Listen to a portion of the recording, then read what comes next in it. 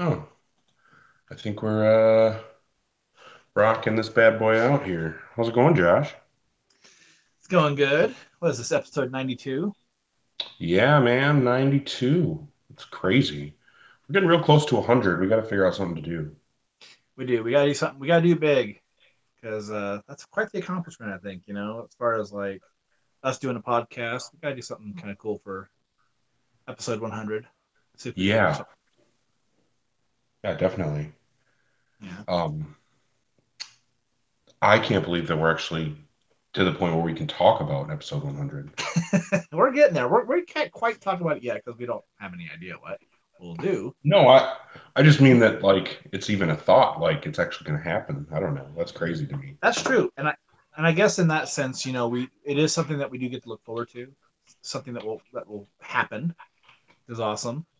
I mean, there's probably been times where we've had such delays where it's like, oh man, are we even gonna get like 60 episodes in? But we're doing pretty good now. Although we did take a week off last week, um, Yeah, some which personally I jerk. think is okay because when I looked at what came out this week, I was like, I'm glad that we took the week off. Oh yeah. It's a good thing that we waited a week and didn't Yeah, have another episode of nothing but Valiant High. yeah.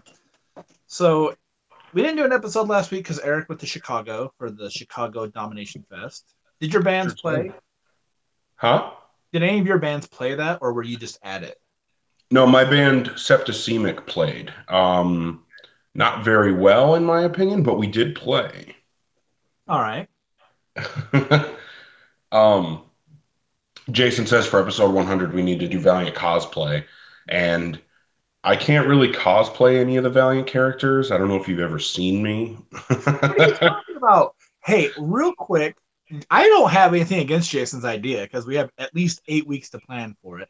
Two, you could probably pull off Archer, and you like to drink. So I You feel think I can like, pull off Archer? I I don't mean, think I look Armstrong. You much can like pull off Archer. Armstrong. You can pull off Armstrong. That's what I mean.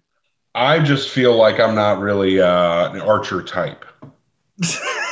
Why? You're very religious. You love cosplay. Me, You're I'm always so wearing that red. that blue shirt with a star on it. So I mean, That is a thing that I do. yeah. No, what I meant to say was Armstrong. Aram. Yeah. Um, I've honestly thought about trying to cosplay him, but I don't have any of the clothes, and then I would have to buy them. You just So kind of need a hat like this and a trench coat. yeah, And and you could probably get like a hat like this at like a thrift store, I bet. Very low yeah, rent Armstrong cosplay. I don't know. Good Somebody, idea, Jason. We'll see what we can do about it though. You yeah, know. somebody mail me full Armstrong cosplay, and I'll do Armstrong cosplay. William Uh, wants you to be Archer, Josh, so you can be my Archer. man, I don't know if I could pull it off. Although that always brings it to my one of my biggest Valiant merchandising complaints is why in the hell have they not made just blue shirts with stars on them? I get that there's kind of a tiny bit of semblance to like Captain America in a way. But come on, man. I mean, like, it seems like the easiest thing you could do is just be like, hey, here's our Archer shirt with a star on it, the gray star. But They probably just assume that like so few people would know what that means that like it doesn't advance their brand is part of the problem. Like that's if I wear possible. a huh? It's possible, but I mean, I've seen a lot of shirts that don't have any like logos on them that Valiant's made. I guess. I have no idea. Really, I have no idea. I spent a Um lot of time in the Valiant store looking at things. but yeah, the There are reason literally shirts that just have a red dot on them. So I that's true, mean, but Bloodshot's way cooler than Archer, so yeah, he is cooler. I don't know who'd win the fight. Probably not Bloodshot. I don't know, man. We're gonna talk about that. Um, so what I was gonna say before Jason so rudely made me interrupt myself. Yeah, I went to Chicago Domination Fest. I had a really good time. Anybody who lots of people should check out brutal death metal and get really into it and then come to Chicago Domination Fest next year, Mhm. especially people on this podcast. Oh, I should. I love Chicago. I'll tell you that right now. Well, you should go to Chicago Domination Fest next year. It was fucking awesome. Was it? Yeah, dude, like it was 3 full days of super brutal, heavy ass death metal. Some amazing bands played that probably nobody listening to this will know, like Brodequin and Slamentation and Corpse and Gorgasm was probably the best set of the whole weekend, which is a lot, saying a lot because there were a lot of amazing sets. Odious and Bowel was Hey, really fucking cool. so did Broken Hope play that show? Yes. I used to listen to them quite a bit. They've got a couple Yeah. really good albums. So how are they live? I did not get to see their set. Um, they headlined the first night, and there is a distinct possibility that I had had some adult beverages on that day. They did this deal at the show where if you bought a they made shot glasses, right, with the Chicago Domination Fest logos on it. And if you bought a shot glass, they were only $5, but if you bought a shot glass from the bar, you then got cheap shots in that glass for the whole weekend. And Hmm. yeah, those shot glasses were way bigger than the shot glasses they had at the bar. So, so I had a pretty good time. But yeah, so I did not catch every single band of the weekend, and that was one of the bands I did not catch. Their current singer, however, is a guitarist and vocalist in Gorgasm, the band that played, I want to say the last night they played like second to last or last, I don't remember. But yeah, they were amazing. Hmm. But yeah, more people should be into brutal death metal, damn it. Um, Another cool thing happened here recently that I'm pretty stoked about. I got a little mail call, and I never really post my mail calls anymore, like my the things that I get.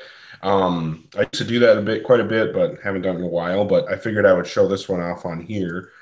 But I got the Oh, Bloodshot Rising Spirit um, first draft, SDCC first draft, and I have not opened it yet. Um, I think it's just script, but I was thinking about opening it while we're talking. okay. That's pretty cool. I've been debating on whether I wanted to buy one, and I think I say this every year when these little I don't know if you want to call them ash cans or first script type things come out. But if you're looking to ever buy these, don't buy them the week they come out. Wait a couple weeks. You can usually get them for like under like $20. I just remember the guy that bought the Bloodshot Reborn ash can or retailer preview for like $100, and those things aren't worth dick. So if you see those things, always wait till you can get the price down. I think the price is already down on this stuff enough that like I would buy one. And I meant to, but then I just thought like, do I want to buy it now or do I just want to wait for the digital copy or whatever copy I buy at the store to come out? So yeah, this is definitely just script, and a lot of stuff is Black, uh huh? is it blacked out stuff? Yeah, a lot of stuff is redacted. The entire final page is redacted. Um, I was hoping there'd be a little art in it, but honestly, and I'm probably honestly not even going to read this. I just got it for the sake of having it. Um, But yeah, I totally agree with what you were saying. Definitely don't buy this stuff like immediately when it comes out. I have made that mistake on like one or two things. So this one I waited a while. Obviously, SDCC was a little while ago. Um, yeah, but I'm glad I have it. I Yeah. don't buy all the Bloodshot variants and stuff like I used to, but these kinds of things are something that I like to have. That kind of like first of something, right? And this is the first anything of Bloodshot Rising Spirit getting put in print, so I kind of wanted to have it for that reason. Um, yeah. What we gotta do at one of these times is talk about stuff in our collections because you showed a picture in the group that was pretty awesome. Yeah, so I had a stupid idea. That's what I'm going to call it, is a stupid idea. I've just have so much Valiant stuff, either like, just from trying to get like a full run. I used to buy sets or people's collections or whatever I could, to try to get everything from the old '90s stuff and whatever like of the acclaim stuff I didn't have. And so like this week I had this idea. I had it on Sunday. That's when it started to get everything organized. So I went and found like every EXO stuff I had, which I didn't. Half my Venditti run is missing. But like I was like, I'm just gonna do a big, massive organize of everything I have. And I was kind of shocked at like some of the stuff I had, like as far as like how many of things I had, because like I would say that the things that I had the most of were Exo Manowar 1 and then The Secret Life of Dr. Mirage 1. I probably have like 7 of each of those things, which was really crazy, but it was fun. I ended up with 16 boxes of Valiant stuff, short boxes. And I don't even know where I got that much of it. I mean, I think at one point I bought a bunch of it for like a dime each, roughly in cost. And it was just like that middle filler stuff that came out with some of the books where like the print run was like 400, 500,000. So like the stuff that I bought the cheapest is definitely the stuff that there's the most of. But it was pretty neat, and doing it, I was like, I don't get to talk this stuff. I don't really like to talk about it sometimes even on here because sometimes like it's cool that I have it, but at the same time, I don't want to feel like I'm bragging. Like I've got like 7 copies of XO1. Like who gives a shit, you know? And like last year, I was trying to give away a bunch of this shit, So like it's really weird that like I even have as much of this because I've sent stuff to you, I've sent stuff to Tor, I've sent stuff to just people on like Valiant fans. It's been like, I try to sell some of the stuff cheap, like some of the key books. I still just have a bunch of it, so I think for like right now, I'm probably just I don't like selling as much. So if I do end up selling any of this stuff, it won't be for a while. But the big part of doing it too is that I want to bind all of it. I do want to do like some comic book binding.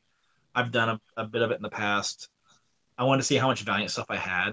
So I've got enough to like I can bind the Valiant universe pretty easily. But That's crazy. it's just fun to take pictures of some of that stuff. Like I forgot I've even had any of that stuff. Like the Exo Manowar 49, I think it's from Baltimore, and it's the 1 million copies. Uh, Yeah, like I think I bought that thing and put it in a box, and I've never looked at it since.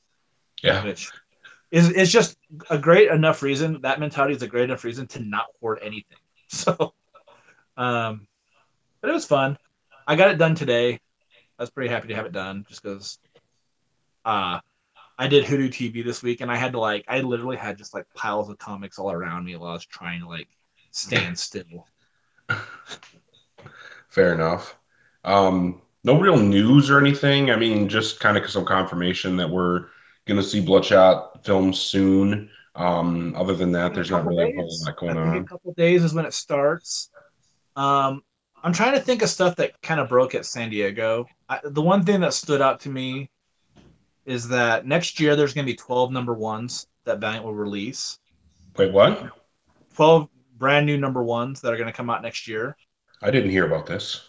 Oh, I heard about this on Twitter. Where was I?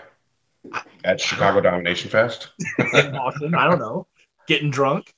Probably. I don't know. I don't know if that's going to be ongoing series. I don't know if that's going to be one shots. I don't know if that's going to be a mini series here and there. There's no other information other than that.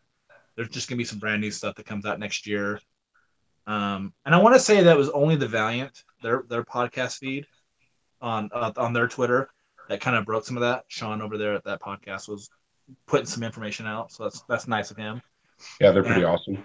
yeah, um, and hopefully some of those end up being some of the like things that we've all been asking for. Hopefully one of those is like Harbinger or something with the Immortal Brothers. At least to me, those are the things I want to see. Maybe another Divinity series. Who knows? Who even knows? Two But Bloodshot ongoings. yeah, because I mean, this one sounds like it's going to be at least 12 issues, but maybe it's only going to be 12 issues, because there's going to be a movie coming out in like a year and a half. And they'll Uh, want another new number one. yeah. Yet another number one. Yeah. Volume 6 of Bloodshot. I don't know. Who knows? Yeah. But we do have a bunch of books to talk about. Generally, I like to go in some semblance of order when we have multiple weeks, but the first thing I want to do is get this out of the way. Do you have He's much holding to up say Valiant about it? High 4. Do you have much to say about it? Like, what do you have to say about Valiant High 4? Here's all I'm gonna say about it. It's an all right book. We've said this every fucking week. Um, it is what it is. My feelings, I guess, don't really change from it. It's all right. It's not anything really worth going into. I would just say this. I felt like the end of this was okay. Like it worked. I mean, if you've liked the 3 issues that came out, um, this was all right. I don't know. I just don't really have anything. I think the thing is about this is I don't hate it. I don't dislike it. But then I just feel like I don't have anything to say about it. And I Yeah, don't know. I'm basically And I don't know like, if that means that I maybe don't like it then. Because I mean, I think it's got like good humor, and it's kind of cute, like in a weird way, where it's like, hey, look at these like soft versions of all the characters. They're not taken very serious, and I think the so only thing really to say about it is, and I'm going to speak for both of us, it's not bad, but it's just not for us. Like, we're just not the type. We're 30 and 40 something year old guys, white men, like married white men. Like, this is just not the book for us. Like, this is a book that your daughter might be into in a few years, or like, you know what I mean? Like kids would be more interested. So if you're in the well, right demographic, this is probably a great book. the one thing I think too about this is that like last year when it came out digitally, I had a stronger sense of like drive it for it. And while it's cool and all that they reprinted it, like oh, they actually just printed it, I guess, or not reprinted, but it's cool that they put it out. But at the same time, I just think like if you would have asked me a year ago when this came out, I would have stronger feelings for it. But now that I've already read it and it's a release, I just it's I mean I just don't have like that strong of like a I conviction didn't for read it when it first came out digitally, and I still can't. So let's yeah. just move on. Yeah, it's a 3.5 stars. That's what I would give it. That's why I give Sure, it why every not? of it. Fair enough. Okay. Yeah. Uh, Exo Manowar 17. I don't have all the books this time, but I do have this one. Um, I have a cover of that, and I like the cover that I got. The pre-order edition cover is this one right here, where it's RX face and the sword, the reflection of the sword, and it, nice. it kind of reminds me a little bit for those that remember this book. Incredible Hulk 340, where like you see the Hulk's face, or no, you see Wolverine, and in his blade you see the Hulk's face. That's what it reminded me of. Um, so we have what, like one more issue left of this arc? Yeah, Um, so I just feel like I've actually kind of been enjoying going in the past. I did like the last couple of issues. This issue, not so much for me. I didn't hate it. I didn't like really dislike it all that much.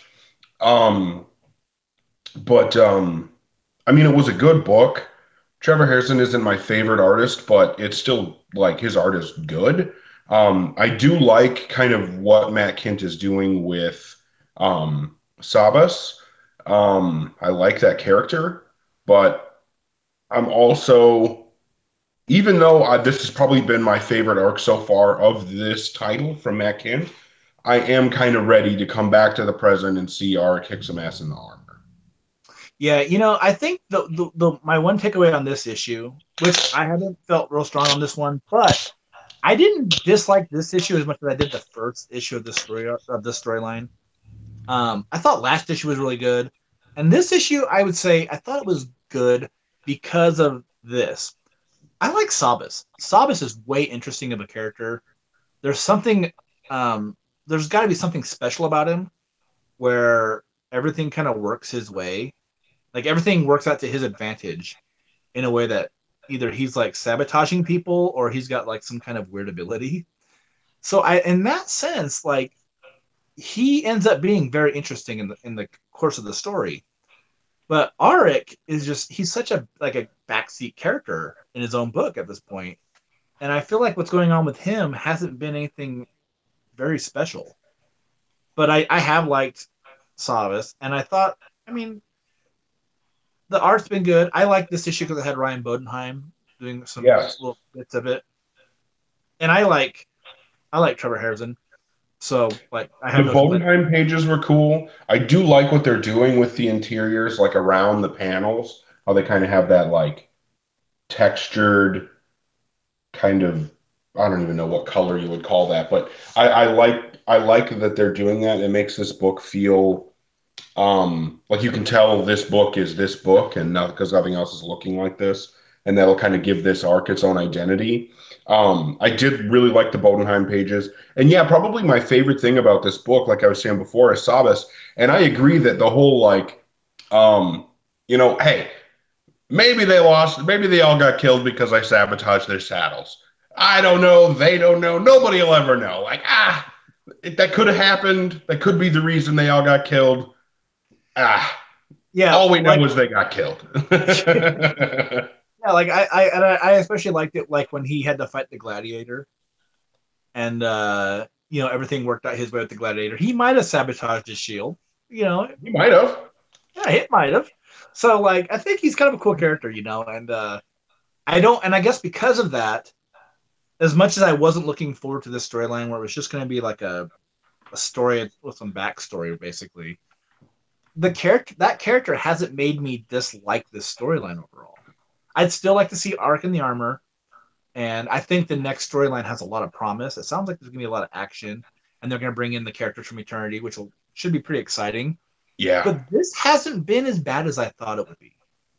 Yeah, I So mean, if this keeps up as being this kind of Sabas heavy book in the next issue as well, and we get a really satisfying Sabas centric ending for this, I'll actually be really happy with this arc. yeah, And it will be my favorite of the series so far. So, I actually forgot that Ryan Bodenheim did pages in this because they do flow really well. But of course, his art and Trevor Harrison, they're very different styles. And I would say personally, I'm more of a fan of Bodenheim, even though there are a couple things about his style that aren't my favorite as well. Between the two, I would prefer Bodenheim, but they're both great artists. I think that the kind of how we had mentioned a long time ago that Juan Jose Reap style looks best when he's or works best when he's doing, like stuff that's set in the past, that's really bloody and action packed. Like Harrison stuff, I think works really well in this setting here in this book. Um, Kind of for a similar reason. I think there's like a scratchy quality to Trevor Harrison's work, and I think that that lends itself to the action and the kind of like almost slapstick humor of Sabas's exploits. Um, yeah, I just think that this has been a really well put together arc. I think Diego Rodriguez has been doing awesome on colors. And for me, this is, like I said, the best arc of this title so far. Um, I would give this one a 3.75. It's not super, super strong, but it is a good book and definitely something that I would recommend picking up. Um, and then, like you said, hopefully the next arc is just going to be bigger and more badass and full of explosions and shit. burn down Rome. I don't know. I'm right there with you about 3.75. I think is what I was trying to think about it as. Like 3.5 or 3.75. I'll go with the higher, just to be more positive. Um, and I think really like my biggest takeaway on this entire storyline and this issue included is just that like I think I came in with just kind of a negative attitude on this entire story, where I was like, I don't want to see the past being told for 4 fucking issues. It's been pretty good. I mean, the first issue wasn't great, but I think these last two have been good. And this one wasn't as action packed, I thought, but like it was great, man. It's been good. So that's always great. Yeah, I think that this issue makes up for the lack of action with how awesome the character moments with Sabas are. Yeah, And then, of course, we've still got the armor kind of narrating to Arik and telling him, like, remember when this stuff happened? Because this is basically the tie-in arc to Harbinger Wars 2, but instead of actually tying into it, it's more the armor trying to teach Arik what he needs to know to approach Harbinger Wars 2 correctly. yeah, That's, yeah, that's kind of what I'm getting from this. And I'm enjoying it a lot. I think it's really good. And then the next one, I totally spaced. Oh, Britannia, Lost Eagles of Rome, #1 just came out. I don't have a copy of this issue. The my local comic shop uh, has not been bagging my comics correctly, so I missed this one because I'm pretty sure they only got one or two copies, and of course they sold before I could get there. My shop didn't have one in my hold. They had one on the wall, and so I had to make sure that I added it. And I think that maybe the guy there didn't know that this was like a book I would want, because I think my hold just says every Valiant book. Yeah, But then it also said like every pre-order edition, and I don't get any pre-order editions anymore. yeah, So I was like, can I just get the pre-order editions, please? yeah. They just don't pay attention. Yeah. But this was the one. This was the first Britannia issue that came without Juan Jose Reap. Yeah, and I think I've like just said so many times like how much I love Reap's work. And the one thing I would say about that with this book is that like obviously um Robert Gill is not Juan Jose Reap. But I don't think that like his art is very negative to the enjoyment of the book. Like for me, it's just like I would prefer to see Reap, but I like Gill. I think Gill's work has kind of grown on me the last couple of years with Valiant, and whether it's been like with Exo Manowar or Wrath of the Eternal Warrior, I like what he does. Um, so like here, I thought like it wasn't. I didn't think of it as bad. I would prefer Reap, but this wasn't bad. And I've gotten a lot of Reap like everywhere else in the Valiant universe. Right. I've gotten him in Ninjak. I'm going to get him in Exo. I'm Yeah. not going to complain. I'm not going to complain about art. I'm pretty happy with like what I'm getting. After reading this issue, I would say that the only negative part about Reap not being on this book, or the main negative for me, is just my little bit of OCD that just wants it to be the same. You know what I mean? Like, I just want to like be able to have like all of the Britannia stories and have it all be the same writer, the same art team, blah blah blah. That's the only I'm with you reason on why I that. think it's a negative. Sometimes when I read Exo Manowar, I don't think like Kent's dialogue matches up with like what Venditti's dialogue was. And so sometimes like I'm just like this doesn't like have that same flow. And even though like Exo's not bad, it takes me out just a tiny, tiny bit where I'm just like, oh, I don't think this was how he would really respond. But um I thought this was a great issue. I loved Britannia. Britannia is just one of my favorite things that Tiny does. I say that every single time we review it. But this one where like the banners, the Eagles of Rome have been stolen, and Antonius and Aquilia are sent off to find it or else. Um, I think it's fun. My only negative about this issue is just that it wasn't very action packed, but I feel like there will be plenty of action within this series to keep it going. But otherwise, I thought it was a great book. To me, like, I didn't really miss the action because I felt like the story was still moving pretty quickly. You know what I Yeah. mean? And I really, really love the fact that Achillia is in this. I loved her character in the last Britannia book, and those who were about to die, Yeah. or we were about to die. Is that what it was? I think it's we who are about to die. I can't remember. Yeah, whatever it was, Britannia 2. That was awesome, and I think that this is a great continuation of that story. I know that, and I haven't seen much of this anymore. I think everybody's kind of used to the fact that Britannia doesn't tie into the rest of the Valiant universe at all. I would love to get a little bit more tie-in at some point, but like I'm okay getting several stories before that tie-in happens. I just want it to happen eventually, if that makes sense. Like if in the 12th volume of Britannia something finally connects Antonius to the rest of the Valiant universe, I'll be super stoked. But then if they say if this is the last volume of Britannia and we're never going to get any more, I'll be pretty bummed because they Well, never. maybe what they can just do just to get like that little subtle thing that ties it in is like Antonius just like steps over like a drunken uh Aram who's just like passed out in his own vomit, on the street or something. Right, right. Um, you Um, know, One thing you brought up with Achillia being in it, I thought that was great too, because sometimes I feel like when these characters get introduced, you may or may not see them again. and it seems like Antonius was kind of into her quite a bit, but Yeah, she's which still a is cool character. awesome. Yeah, She's like the but perfect woman for him. yeah, probably yeah. But I was like, like she's a cool character. I'm glad that she wasn't just like, hey, we're not gonna use her ever again. Like, I'm glad that she's gonna get some mileage here. So again, like I feel like I'm just such a broken record with with the Britannia books, where I love them so much. I've got high scores for it. I mean, I go like about 4.5 on this one. I just really liked it a lot. Can't wait for the next one to come out.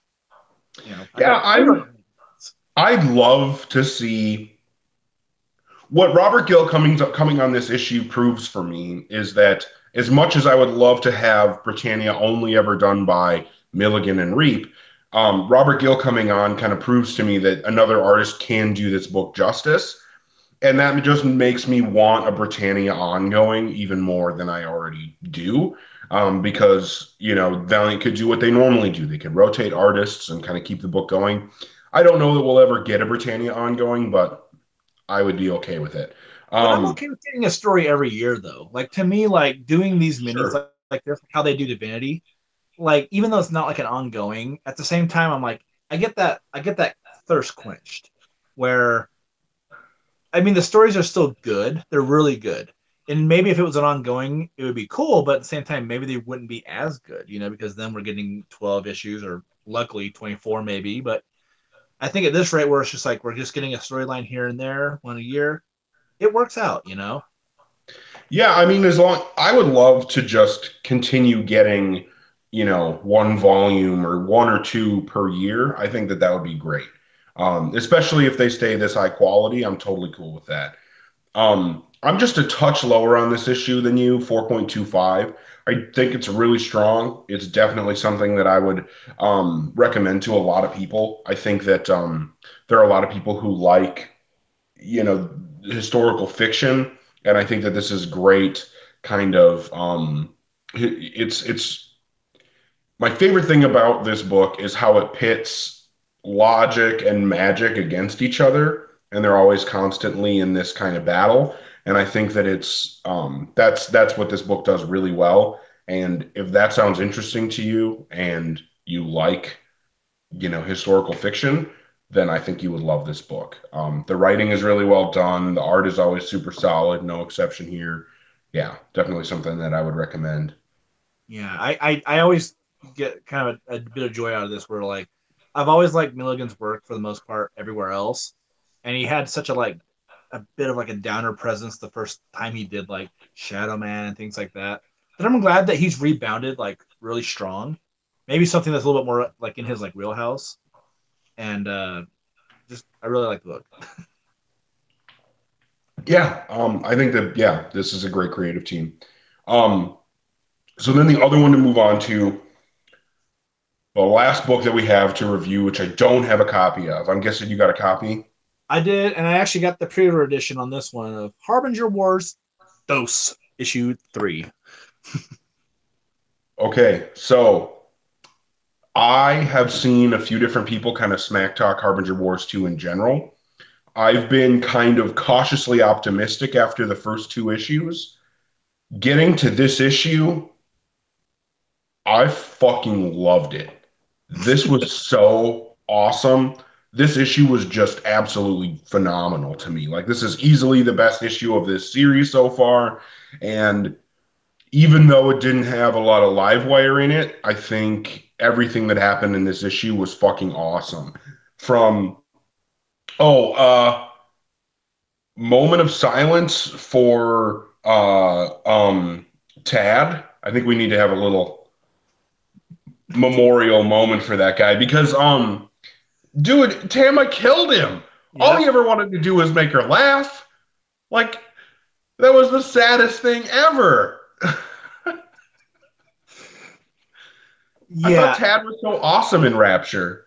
So I will say this, and this issue, I when I first read it, I was just like, I didn't really love it or hate it. I was just like, I was trying to sit there and process it because I think I was expecting myself to not like this one either, and I liked it a little bit more than I thought. And when I read it the second time, just to get kind of refreshed for it because we had the 2 week break, I didn't dislike this at all. It had some good action, and the things I really liked about it was that I feel like uh, Major Palmer got a bit of an ass kicking, and I'm glad that Ninjak kind of sees like where he needs to be in this whole entire conflict.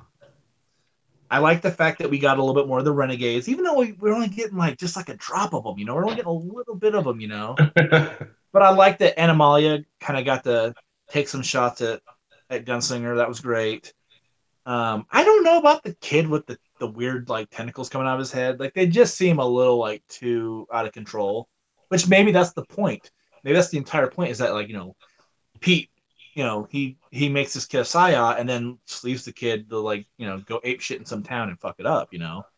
But I just think like I wish he had a cooler bit of powers than just like the kid with tentacles on his head. No, he's not. Didn't you catch in this what his powers are? What is his power then if it's not just having crazy giant tentacles? He turns into whatever he's afraid of. Oh, is that what it is? Oh, I must have Yeah. missed that. What do you And mean you missed? How could you have read the issue and missed that? I don't. Ninjak like spells it out, man. Weren't you reading? Oh my god, I must that have was missed like, that panel or that word balloon. Um, and yeah. Ninja, I mean not He's Ninja. yelling at Gunslinger. He's like, Palmer, wait. Capshaw said his outbreak is fear based. He becomes the thing he's scared of most. So if we're not careful, and then the kid starts turning into Palmer because Palmer's scaring him. Oh, I missed that. I don't know. Yeah. Maybe I missed it. So my only thing that I kind of thought like I don't know like if I liked it or not. I still don't know how I feel about this. Is just like straight up demon bloodshot. Where I don't hate it. I just don't know if Dude, I love it. Because I'm that just was like, so badass. Like, we don't need to see it anywhere other than in this book, and but that's probably true. the wings in the last issue were like the coolest fucking thing. And Well, then I he thought the finds, wings made sense because it helped him get to the love boat. But then I started thinking about this too.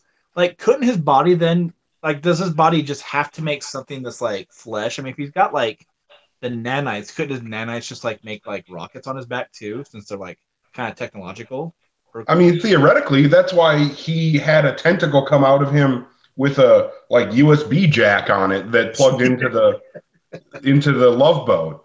Yeah. Um, but I think that was just like him turning into Demon Bloodshot or Gargoyle Bloodshot was like a way to fight Exo Manowar. It made him like strong or powerful enough to fight Auric. Yeah, And because that I was, think if you think about that fight, and even though like Ninjak's nanites he should be able to like take on Hackney technology. I don't know if he could take on Shanhara, but like I also just think that in theory, Exo is just so powerful. He should just kind of like mop the floor with Bloodshot. But I'm glad that like things like this happen that do kind of balance it out, where like it doesn't make Bloodshot a pushover. I would still expect Exo to win, but with the way this issue ends, the love boat's not in great shape, and there's a shit ton of bodies everywhere from Bloodshot. Like he's just been like fucking everybody up. oh yeah. It's just like Corpse City. But this here isn't even like showing how powerful Bloodshot is because I don't know if Bloodshot could do this on his own. This is just more evidence of how powerful Livewire is. Like Yeah, Livewire is almost getting to like OP status, right? Like yeah, it's and getting the thing that makes me wonder is if there's like a weird outside influence. I don't think there is any kind of outside influence that's affecting her because like it seems like she seems like she's totally like on like Harada's path of like where to take your powers, where to be like as a Psyot. She seems way more like Harada like in this stance in this book. And I think that's cool. Like the one thing I think about that is that like Harada's too extreme. He's almost like a super more extreme version of Magneto if possible. Whereas like I think like the way that Livewire's approaches to Psyops is that she's here to defend them by any means necessary, just like Magneto. Okay, so like it puts these kind of characters in a special place for me, where it's like, yeah, it's just like that struggle, like in the X-Men comics, where like humans hate mutants, they're feared for no reason. In a way, I get like why they're kind of fearful of them, like here, where it's handled with a little bit more depth, where it's like you see like a kid who's out of control with his abilities and how it can affect others, but like I like Livewire here, man. I just think it's so cool for her. Um, One thing I don't know if you know about this is it's kind of tied into what we're talking about. Last at San Diego Comic Con, they announced that Livewire's Mini is going to be an ongoing now too. I did see that. That's fucking awesome. Awesome. Yeah. I'm super So stoked. that's Super, super very stoked. good. I'm glad about that too. We need more Livewire. I love the fact that we're getting all this Livewire stuff right now. You know, she's playing such a big part in this. Um, I did like this issue quite a bit, man. Like as much as I've been down on like moments with Harbinger Wars 2, I thought this was actually kind of a fun issue, man. Like this had a lot of fun stuff in it. I think This it, I was mean, so strong for me. yeah, So I think strong. like if you wanted like the first Harbinger Wars, if you just wanted that, you, obviously we weren't going to get that with like the people that were involved in doing the story. But at the same time, like I can honestly say this, I've been really entertained by this series, and at the end of the day, that's what matters. So I mean, like this Yeah. wasn't like a 5 for me, but like I feel pretty favorable about it, you know? Yeah, I would say that if the next issue is anywhere near as strong as this, then I will consider Harbinger Wars 2 to have been a big win. For us as readers. Yeah. To me, like the first two issues were like this could be really good if it turns out to be really good, or it could tank. And the fact that it's getting stronger issue by issue, in my opinion, makes me really excited to see where it's going next. I love the way that the conflict is being set up here. I love how Livewire is, got this hijacked, overpowered bloodshot that she's like sicking on everybody, like he's basically an attack dog. And just showing how powerful she is. This whole thing is look at how powerful Livewire is, essentially. Because um she had to go out into the woods and was like, "You think I don't have power here? Shut up. Get the fuck out of my face." Like I just the whole book. And then like you said, the moment with Ninjak kind of realizing like, wait a fucking minute. This isn't how this fight should be going. This isn't And the war we want to fight, you know. Like yeah, kids, well, and you're and when attacking he kids. And says kids remember, kids are never the same if you hurt them. You know, right, it's that kind of absolutely. yeah. I thought that was like a great moment in the book too. For sure. I 100% agree. And when he's like talking to Palmer and saying, that's the difference between you and me because I'm a freelancer. You have to follow orders. If I don't like them, I don't follow them. Yeah, So he just kind of flips everything on his head because like Gunslinger's trying to tell him like, you got to follow orders just like me. This is what we're here to do. And then Jack's like, nah, fuck that, man. This is why I work for myself. you And know, I'm Ninjak comes off the most like he does in every other. Like he's the most like his character in this, and I feel like in the earlier issues of this, where I was like, I don't know, like if some of the characterizations are like correct. I feel like Ninjak is like 100% like who he is. My one thing I oh, think about with this is that if it's revealed that Livewire isn't by chance controlling Bloodshot, I'll think that's kind of weird. But she definitely has to. I mean, like with the oh way yeah, it's the way that they like show her face, like superimposed over his and stuff. Like, yeah, she's definitely controlling him. And he even one. called her out on it, and she was like, "Don't worry about that." Yeah. The only like thing I think about this, and this doesn't affect my grade, it's just a thought I have. Because I know a lot of times like Valiant will say like we write a lot of these books with like the intention that it could be your first book. Like Harbinger Wars 2 could possibly be someone's first foray into the Valiant universe. And I feel like if you were a new reader, you would just kind of be like, what in the fuck is going on? Like this is so like batshit crazy. I don't know if I like it or not. But I think like just honestly, like for someone who does read all this stuff, I think it's pretty fun, man. Like I'm not hating on it at all. And I I think do there's a think part of that me that was going to. I think if you jumped into this without knowing the Valiant universe, like if I jumped into it without knowing the Valiant universe, it would really make me want to learn more about the characters. Because it's kind of like what the Valiant was like, right? Like I didn't know any of the characters in that when I first read it.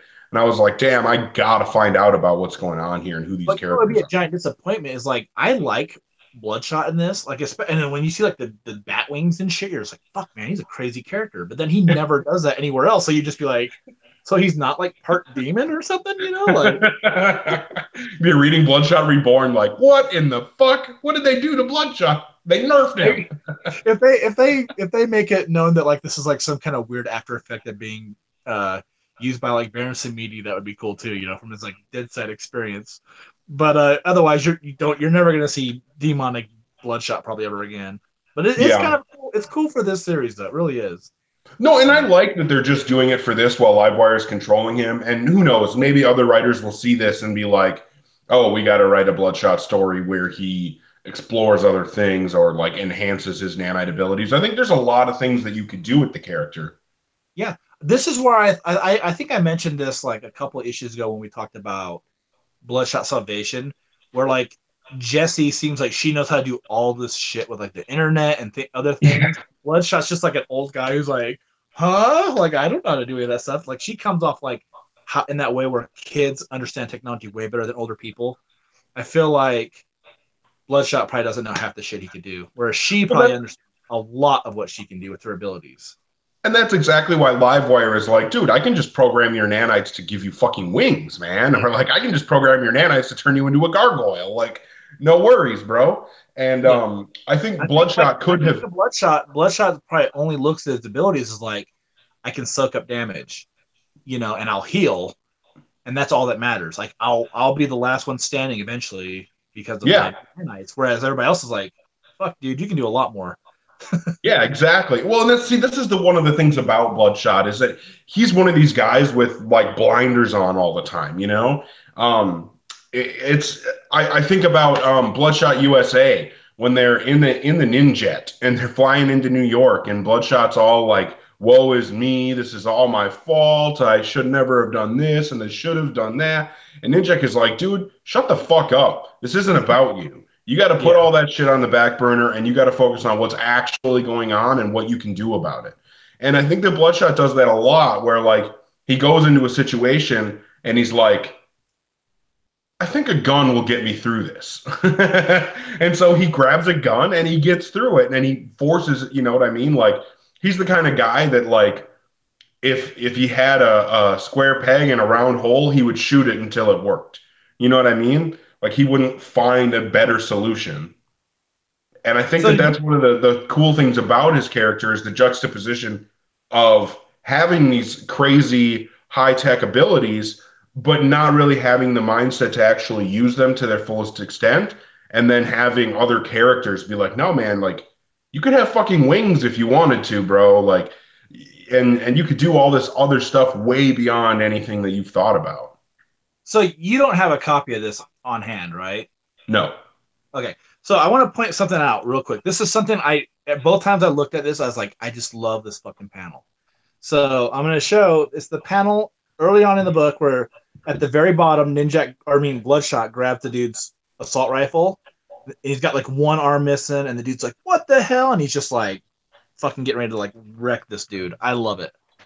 Um, Tomas Giorello does some amazing stuff in this issue. Like this one, like I'm gonna give it a solid 4.25. Like I'm actually really surprised by how much I'm liking this book. It's fun. I get like the universe is changing and this could be like one of the last things from like the previous regime. But like I feel like if that's the case, they're going out with a bang on it. So it's been fun. And fun's Yeah. good. I'm not having a lot of problems with this book at this point. I do think that the first two issues felt a little bit disjointed, but I really think that this issue has brought everything together in a really fun, action-packed, awesome way. Um, as a Bloodshot fan, I'm super happy. As a Ninjak fan, I'm really happy about, his kind of moral dilemma that he's dealing with. As a Livewire fan, I'm super happy. As a fan of Exo Manowar, I'm really stoked. I think that this is pretty much all of the really big hitters besides maybe like Galad and Shadow Man. But other than that, this is all of the really big hitters. And I agree that, it'd be cool if the Harbinger kids had a little bit more to do with this instead of I Pete just totally agree with that. It does need a little bit more of the Renegades. right. And because Pete just kind of kicked off the war, and I think that they need to be more involved. So hopefully the next issue they're kind of more involved in whatever type of resolution is found. Um, but yeah, I think overall the way that this book has all come together has been really cool. And I can't wait to see how it wraps up in the next one and then what comes in the aftermath issue. and of course how this flows into whatever the next XO arc is going to be, which this is going to be an impact at because Kent is writing Harbinger Wars 2 and also continuing to write Exo Manowar. So I think that'll be one of the books where we see most of the immediate impact from Harbinger Wars 2. And then also when we get into the Livewire series and just kind of start seeing what the fallout from this is and how it's going to impact the greater universe. And that's really exciting to You me. know, So, I think for me, like I want to really see one of two things with like the aftermath, or even maybe in the next issue, and they don't have to happen directly with any of the people involved. But I want there to be some kind of acknowledgement of like maybe what Harada's thinking about all this, or even maybe like the alpha character that they introduced in Renegades. Like I just want to, because these are supposed to be such heavy hitters in the universe, especially Harada. And I think like in the aftermath, they should at least have like something with him where it's like, what are his thoughts on Livewire knocking up the power and doing all this shit? Like his eyes are everywhere.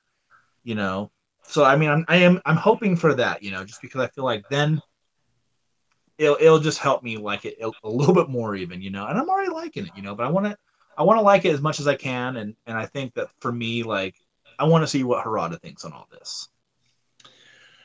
eh, I'll be okay if that doesn't happen, but I'll be happy if it does, is where I'm at there. Yeah, For me, you were at a 4.25, you said. yeah. I'm actually coming in at a 4.5 on this one. All I right. um I love the art. I think that Tomas Girello is absolutely killing it, and we got Renato Gaitis doing what he does. I think he's really perfected this style that he uses. Um, His pages look just. I mean, this whole series looks so beautiful. Like no matter who's doing the art, either one of those guys. Yeah, I think it's been really awesome. So yeah, 4.5 for me. Super, super solid book. Really excited to see where it ends. And speaking of endings, next week we're only getting one book, and it is Bloodshot Salvation, number 12, the final issue of Lemire's run with the character. Well, I think that that's good. In a sense that like it's the only book. We'll probably both have a lot to say about it. Oh, I'm sure. Yeah. Hey, so real quick before we wrap up, there was something I wanted to go over real quick on here. Uh-oh. So no, no, this is a good thing. I would never hit you with something negative like, oh, by the way, I have to leave. By like the like way, angry. No. So on social media, like on Twitter and Facebook, Valiant had done this thing where it was like oh describe yeah, your favorite Valiant character in 5 words, okay? And it was really cool, like looking at it on Twitter, I thought it was cool. I shared it into the Get Valiant group, and we don't really get a lot of traffic on our page, but we got a lot of people that responded, like 5 words, talking about like their favorite character or just like 5 words to describe any Valiant character. And I wrote down some so that we could go over it, give some shout outs to the people that were like, you know, chiming in with like their thoughts. So I just want to read off a couple of these real quick, just because I thought it was great that like people interacted with us. yeah, absolutely. So like Jake Ingman, uh, his 5 words was heart of the Valiant universe. So he's talking about faith, Oh, you know. totally. Joe Smith, who I think he added like 2 or 3 of them, and they're all pretty old school Valiant. Like the first one he had was like the future robot fighting rebel. So he was talking about like Magnus. He Yep. had like I think it was like Son of Stone, Dinosaur Hunter. So Turok. He did another one I think for somebody else. William McClellan did like amnesiatic nanite infused killing machine. I think you had one also for Bloodshot. Yeah, I don't remember what it was on the spot because I didn't have this stuff pulled up. I think I did one. It was just like eat a cow, nanite soldier or something like that. Just because I Yeah. remember the one issue early on in the old run where like he just ate like a whole shit ton of a cow to get his stuff back. William Pace, he put I've been uh I've been living in the dead side, which I thought was good. My favorite one though, and this is what made me want to read all these off, was Doug Elliott. His was I've been stolen by dynamite in regards to the Gold Key 3 that are published somewhere else. Right. Jason Somewhere Smith, else. Won't even say it again. yeah. Jason Smith was very literal. His was just Wrath of the Eternal Warrior, which is good. Fair. Daryl Taylor, Bloodshot, and Ninjak are badass. That is 5 words. Yeah. So Mine, because I did find it, was never tiring, efficient, brutal soldier. I thought that was yeah, a good way to describe Bloodshot. yeah. And then Benjamin, I'm gonna butcher his last name. I've never thought about how to pronounce it. It's spelled Zink. Zink. I don't know. His was I'm out of chewing gum. So Yeah. a big thanks everyone for participating with us. Making the page a little bit more friendly and fun for the day. So that was great. And we'll try to share more stuff with you guys so that we can all interact with one another. Yeah, for sure. For sure. No, we definitely appreciate people interacting with us on the page, in the live chat on the YouTube video while we're broadcasting here, or anywhere. You can also email us at getvaliant@gmail.com Yeah, or hit us up on the Twitter. I think we're on the Twitter. we are the Get Valiant. The Get Valiant. You can see our twits. Yep, we're always showing our twits off. Oh yeah. But yeah, I do think it was a good thing that we kind of combined these 2 weeks because I don't really have much to say about Valiant High, and we had 3 other really awesome books to talk about, so I'm pretty stoked about that. Thanks everybody for watching and hanging out with us, and hopefully we'll see you next week. Not a lot of activity in the live chat this go around. But people are definitely more than welcome to hit us up there. I know William, Jason, and David were chatting with us a little bit, and anybody else wants to get on board and We love talk it. and interact with us, and we can, we usually bring up whatever's going on in the live chat on the podcast if you're talking about what we're talking about. But yeah, thanks again, everybody, for watching, listening, and supporting Valiant and us. Signing off, I'm Eric Baumgart. I'm Josh Rathbun. And I hope you all have a great week and stay motherfucking valiant. Also, turn into a gargoyle when necessary. Also, Valiant Highs out forever. It's done. School's out for summer.